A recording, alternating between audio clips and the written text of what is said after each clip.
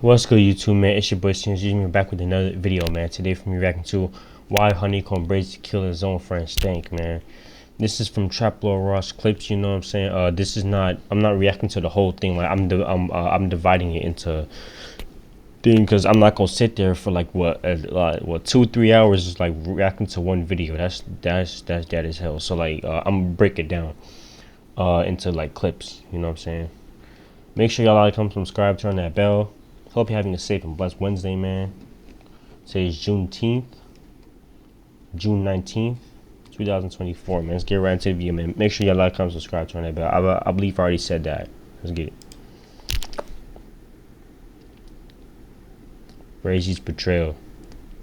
After getting out of prison, Brazy would begin to showcase his growing rap skills, often freestyling for the camera wherever he was. Unfortunately, he was also keen to the streets, in an environment where anything could go down at any moment. Right? Sadly, that's exactly what would happen. After being out of prison for about a month or so, on the night of February the 21st, 2016, at approximately 8 p.m, Brazy would go to an apartment complex called the Woodlands Apartments in Pritchard, just about a 10-minute drive from Happy Hills, to visit a female friend named Raisha. According to Brazy, he was there simply to serve her some weed, but the girl was also the girlfriend of his friend Stank, real name Ladarius Mora. Stank, who also went by the nickname Gunner, was very popular in Mobile and respected by many due to his family's prominence in the area. Just like Brazy had his father Big HoneyKomb, Stank's family also allegedly had some members with serious connections to the Mobile underworld and were known for getting money in the streets, as can be seen on numerous pictures on social media where Stank himself can be seen flexing big stacks of cash and posting openly on Facebook that his trap house was doing numbers and attracting the attention of the police. Stank had also been close with Brazy's fallen friend Det and could be seen posting with his clique, wearing shirts in his honour after Det's death. Whilst Brazy was allegedly inside the girl's home, Stank allegedly arrived at the premises to speak to Raisha after the couple had seemingly had a falling out. However, allegedly, she wasn't interested in talking to Stank and wouldn't let him inside the house, making things look increasingly dicey for HoneyKomb Brazy, who was still in the home at this point. At this point, an enraged Stank, who now believed his friend was inside the house with his girlfriend doing the unthinkable, things would keep escalating, and Stank would eventually force himself into the house by kicking down the door. Understandably, an enraged Stank at this point had a hard time believing that Brazy was just there to sell her some weed, and the two would get into a fight. And it was at this point that Brazy would up his gun, shooting Stank, killing him. Unfortunately, Stank didn't only leave behind a grieving family, also a small child, as his cousin would tell the news. Very heartbreaking to that he has a small child who now will never know who his father is. The cousin would also tell that there was an exchange of words between Stank and another person before the other person reacted some way, causing the shooting, and this person was known to have a violent background. Another individual that was there, and there was an exchange of words, and the other individual reacted, which caused the shooting. The person who alleged did the act is a person that already has a violent history. Police would comment that they hadn't yet arrested anyone, but they had a person of interest who would indeed turn out to be HoneyKomb Brazy. We won't say whether he was inside the residence at that time or he just showed up on the scene. But we do have a person of interest at this time. Now, Brazy's talked about this case on numerous occasions, would even at one point record a jail freestyle called True Story, which was later made into a real song, where he talks about this incident at length, essentially doing King Von's crazy story concept before Vonnie had been, rapping in the song about how he went to sell Raisha a pack and ended up kicking it with her having a smoke when Stank turned up, elaborating that he grabbed his gun when he heard banging at the door, and at the same time got a phone call from a friend who was actually close with Stank, with Brazy telling the friend that nothing had been happening between them. But Brazy would go on to claim that when Stank kicked the door, he slipped his handgun safety off and prayed that Stank didn't break through, with Brazy ultimately concluding that despite growing up with Stank, he wouldn't allow him to kill him over a girl, and Brazy felt he ultimately had to kill Stank in self-defense. Ultimately, Brazy would... Like, it is a crazy turn of events, because really, like, if you think about it, like, Stank was the one that had the problems. Like, he really kicked, like, he the one that kicked down the door. Like, he could have had like a weapon on him or something trying to kill Brazy, but like, it's a bad turn of events. Brazy would indeed end up beating the charges for Stank's murder, as he was found by the authorities to have indeed acted in self-defense, with Brazy even explaining during the live how he's still cool with some of Stank's brothers, whilst others want him dead. I didn't look, man, I didn't kill brothers in real life, like, locked up for murder, killing your brother, and steal his brother's brothers. You see what I'm saying? Like, this real That life, ain't good. I still with the brothers I killed. Like, we still hang around each other. You think That's wild. don't even like me, he want to do something to me.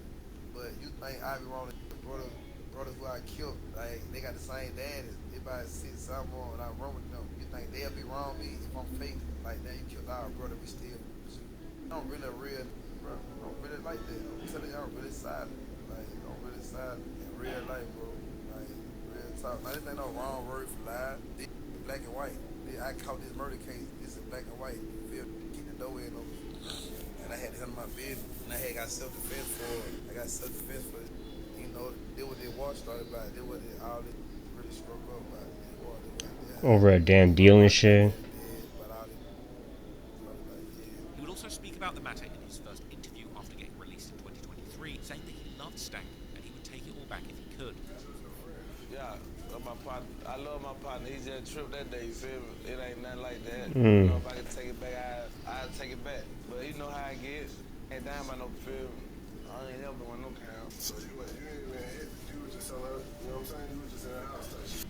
Yeah, on my grandpa, granddad ain't never on my dead little brother Myra, never feel me, really silent. It's just that how that happened. However, despite feeling bad about the incident and ultimately getting away with it without legal consequences, this incident would set into motion a host of tragic events that would forever change Brazy's life. Because after the investigation deemed Brazy as the person of interest in the killing of Stank, he would choose not to fight the charges, but do what he's been doing since he caught his first charge at 13, go on the run. 3 days after the death of Stank, Brazy's good friend Duke posted a video on his Facebook where Brazy can be seen commenting on what had happened, telling Duke not to trust women before saying, "I can't let no jam me up," and leaving the car.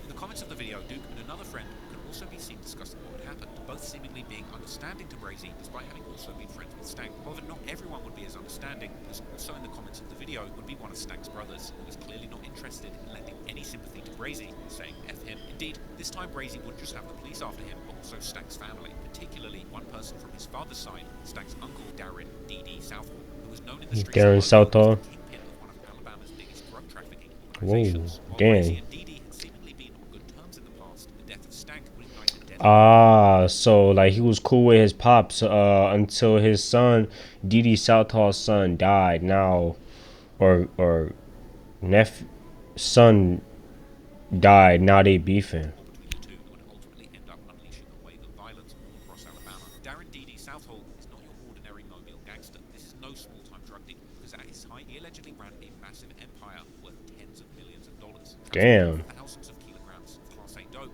to smaller distributors across the Gulf Coast. And according to law The Gulf Coast, boy. Southall's drug empire was active at least from 2016 to early 2021, when he and his organization were finally busted. And during the 5 years. investigation into Southall and his co-conspirators, law enforcement would intercept a call between Southall and his supplier in Texas, where he would claim to distribute 100 kilos of cocaine. What the fuck, boy? Planning as regular and clockwork, this was a reliable drug line believed to be netting $3 million in cash per month, with investigators seizing approximately $2.2 million in cash during one bust. After getting Damn. arrested and indicted, D.D. Southall would eventually agree to a plea agreement. Yeah, that right. accounted for 4,000 kilos of cocaine, 24 kilos of heroin, and 2 kilos of fentanyl, totaling to about Fentanyl. $4 million in drug proceeds. However, Southall's journey to the top of the dope game hadn't been the most typical. In fact, it was believed that he climbed to the top of the drug economy in Mobile largely by snitching on all of his competition. These snitching allegations on D.D. Southall going back decades to at least the late 90s and early 2000s. Bro, he looked like a little kid. So like he been doing this like since like his teens and shit.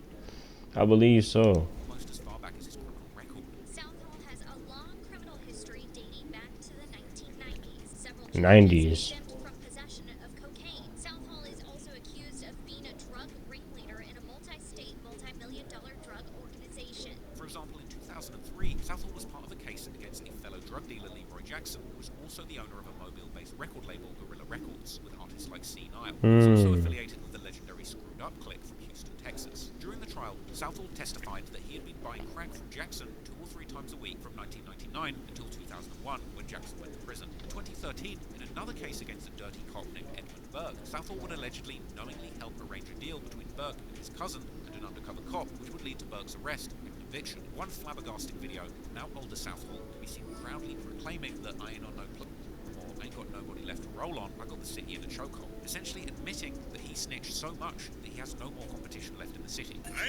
He snitched. This video would be posted on Instagram by the rapper and undisputed Young Scooter. Atlanta, Young Scooter, who himself seemed dumbfounded by this admission, writing the caption, "This is what the streets coming to. The streets are on life support." Even Portland like that shit. I fuck with Portland too. Yo, free Portland. I don't think he locked up though. This time was beginning to pick up steam as a